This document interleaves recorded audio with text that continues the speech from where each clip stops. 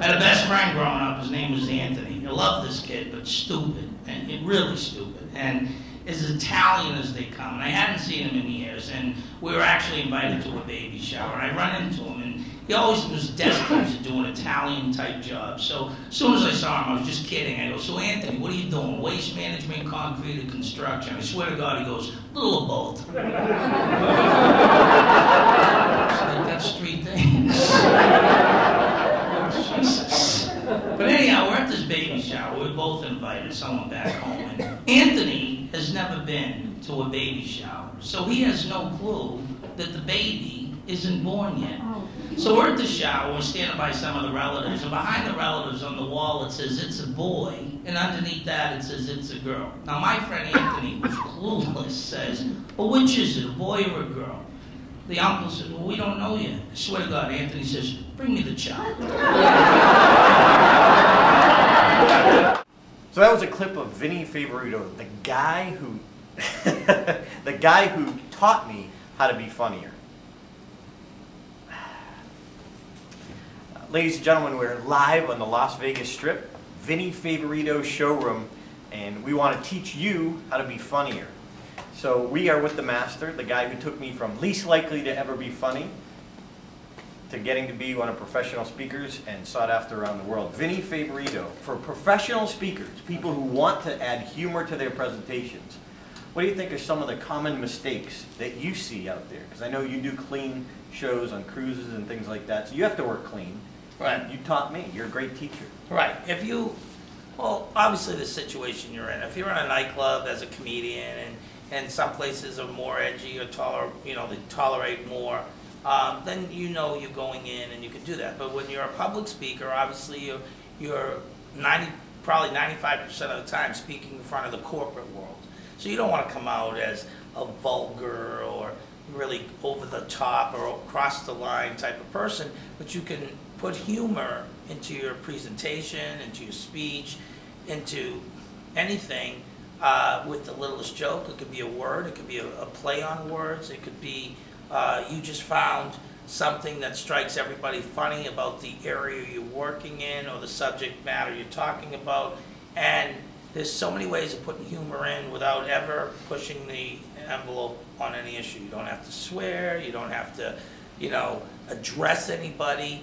It's just all in your presentation and your delivery. And when you add humor, and what I like to call the icebreaker, when you come out to give a presentation, you will have people so much more focused on you than the average, boring, here goes another speech, we've heard this all before. And I talk about this in the humor boot camp, it's like when you get on a plane. Well, when the flight attendant does her job or his job to explain the emergency exits and what happens in case of an emergency, and they really do want you to read along and pay attention, well, you know what? 80% of the plane is not paying attention.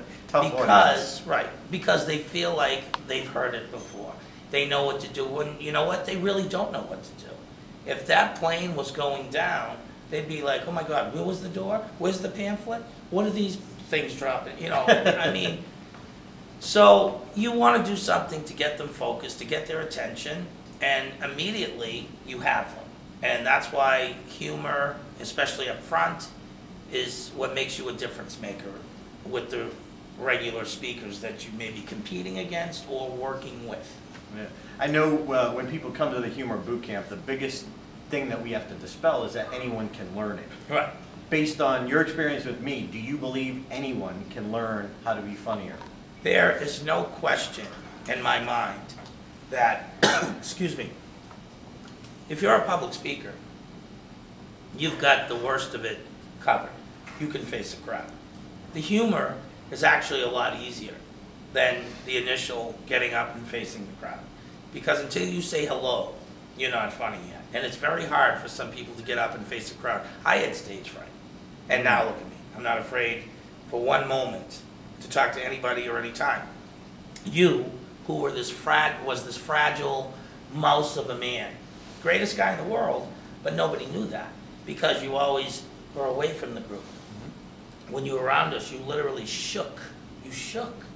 And I said, what a challenge this guy is. and I remember talking, you want to tell jokes? You want to be a comedian? And people have no idea really who you were in this speech world community. They have no idea what Darren, you are a monster of just energy compared to when I knew you. And I wish the people who come to these boot camps, even your other ones, storytelling or how to make money or whatever it is, they have no idea what you will like. And that's why it's a special connection with me and you. I am so proud of what you did. And I know I helped. I know I was in the beginning stages, and we worked together, and I took you to gigs, and stage time, how important it was, and how I drilled it into your head. And now I'm so proud through your DVDs and what I've seen when I've sat in on some of your camps, you drill it into their heads, stage time. Because no matter what it is, any type of addressing a crowd, whether it's presentations, speeches, or comedy, stage time, every chance you get to get on that stage is huge. And then when you implement humor, it doesn't get any better than that, man. Well, we hope you can add humor to your presentations. Come join Vinnie Favorito, Las Vegas headliner. And Darren LaCroix, world champion speaker. Are you kidding? What a combination. Peanut butter and jelly. Reese's Cup.